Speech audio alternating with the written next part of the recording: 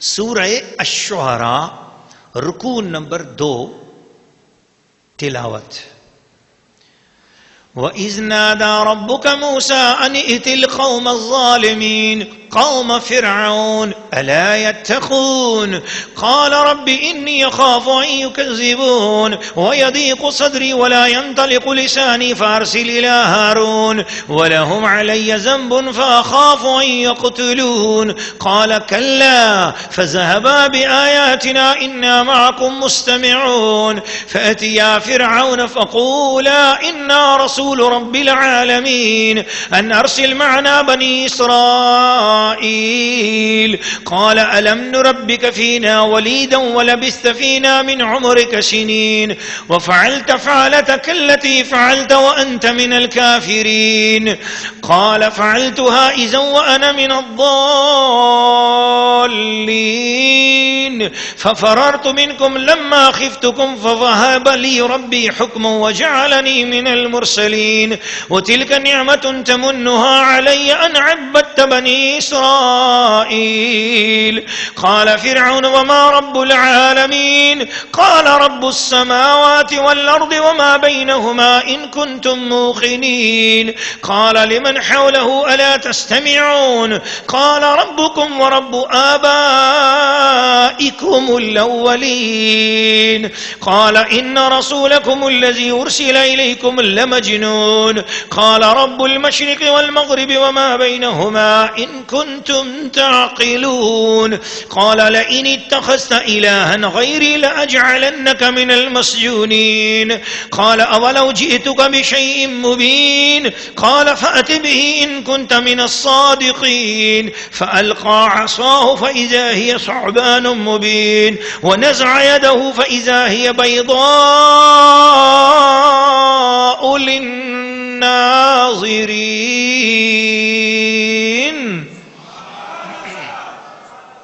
سورہ الشعراء رکوع نمبر 2 ترجمہ کنز الایمان. اور یاد کرو جب تمہارے رب نے موسیٰ کو ندا فرمائی کہ ظالم لوگوں کے پاس جا جو فرعون کی قوم ہے، کیا وہ نہ ڈریں گے؟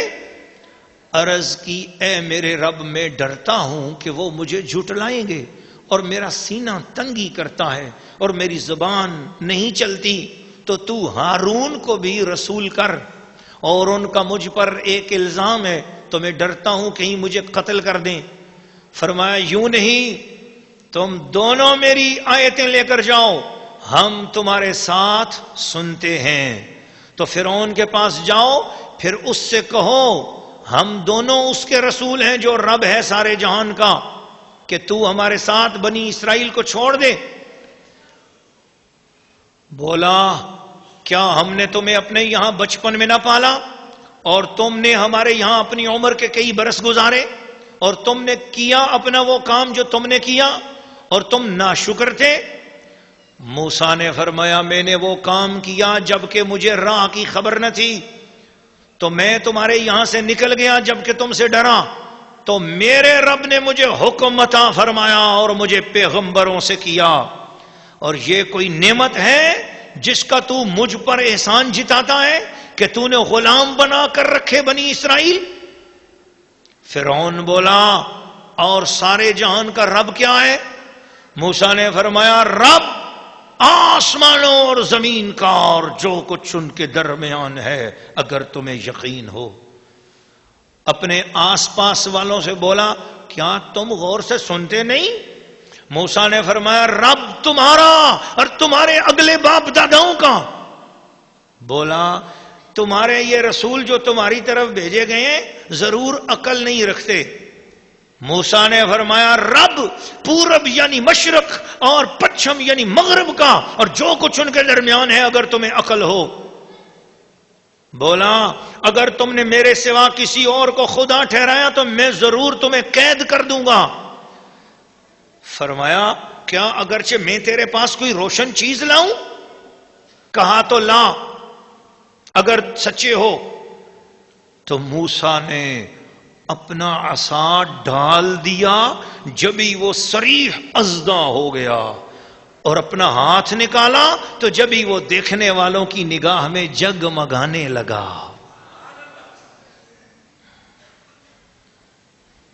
سورہ الشعراء رکوع نمبر 2 تفسیر.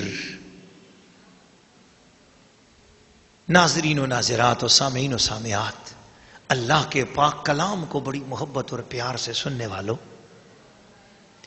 سورہ الشعراء کے رکوع نمبر 2 میں اللہ پاک نے ایک مرتبہ پھر فرعون کا واقعہ بیان کیا اور مکہ کے لوگوں کو بتایا جا رہا ہے کہ اے مکہ والو، مکہ کے کافروں، خطاب تو ان سے ہے لیکن دنیا بھر کے کافروں کو متوجہ کیا جا رہا ہے کہ دنیا بھر کے لوگوں، اسی زمین پر ایک واقعہ گزرا ہے، اسے یاد کرو تاکہ تمہیں اللہ کی قدرت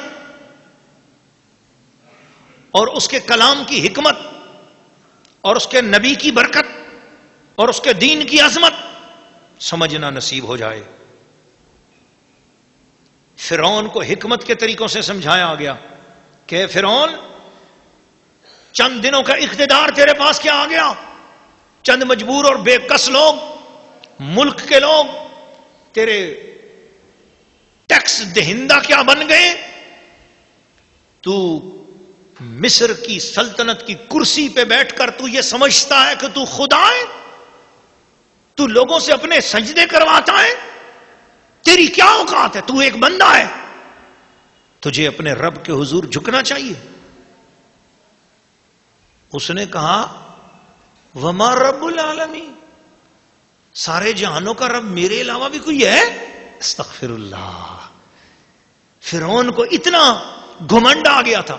دراصل 700 سال فرعون نے عمر پائی. اس 700 سال میں اللہ نے اسے صحت اتنی اچھی دی، 700 سال میں اس کے سر میں کبھی درد بھی نہیں ہوا. پتہ یہ چلا جن لوگوں کو کبھی بیماری نہ آئے، صحت مند رہے، تو ہمیشہ کی صحت بھی بندے میں غرور پیدا کر دیتی ہے، تکبر آ جاتا ہے کہ آئی ایم سم تھنگ. صحت کے ساتھ ساتھ اس کو دولت بھی ملی ہوئی تھی، دولت کے ساتھ ساتھ حکومت بھی ملی ہوئی تھی، حکومت کے ساتھ ساتھ قبضہ بھی تھا، غنڈے بھی تھے. تو اس نے اپنا ہی ایک سسٹم ایسا بنا دیا کہ لوگ اس کو سجدہ کرنے لگے. یہ جو کام تھا، یہ شرک کا کام جو اس نے کیا کہ اپنی زبردست طاقت کی وجہ سے لوگوں سے اپنے آپ کو منوایا. جب کوئی اپنے آپ کو منواتا ہے، اللہ کریم پہلے اسے سمجھاتا ہے، اسے ہدایت دیتا ہے، اسے پیغام بھیجتا ہے. پھر جب وہ پیغام نہیں مانتا تو پھر اللہ کی پکڑ بڑی سخت ہے. اے مکہ کے کافروں، اے دنیا بھر کے کافروں، ذرا سوچو، اتنے بڑے کافر کو، اتنے بڑے فرعون کو، اتنے بڑے محل میں بیٹھے ہوئے اتنی بڑی پاور والے شخص کو ہم نے برباد کر دیا، تباہ کر دیا. اس نے جب ہمارے نبی کی بات کو نہ مانا، تم جس کا انکار کر رہے ہو وہ تو سارے نبیوں کا امام ہے. اگر کل کو وہ فرعون نہیں رہا ہے تو پھر تم بھی گستاخو، تم بھی نہیں رہو گے. یاد رکھنا میرے نبی کا جھنڈا بلند رہے گا، میرے نبی کی عظمت، میرے قرآن کی عظمت، میرے دین کی عظمت، میری توحید کی عظمت کائنات میں بلند رہے گی. شرک پہلے بھی مٹا ہے، اب بھی مٹا ہے، ہمیشہ مٹتا رہے گا. گستاخی پہلے بھی مٹی ہے، اب بھی مٹے گی، ہمیشہ مٹتی رہے گی. مٹ گئے، مٹ گئے، مٹتے ہیں، مٹ جائیں گے آدھا تیرے. مٹ گئے، مٹتے ہیں، مٹ جائیں گے آدھا تیرے. نہ مٹا ہے نہ مٹے گا کبھی چرچا تیرا. فرش والے تیری شوکت کا علو کیا جانے، فرش والے تیری شوکت کا علو کیا جانے. خسروا عرش پہ اڑتا ہے پھریرا تیرا.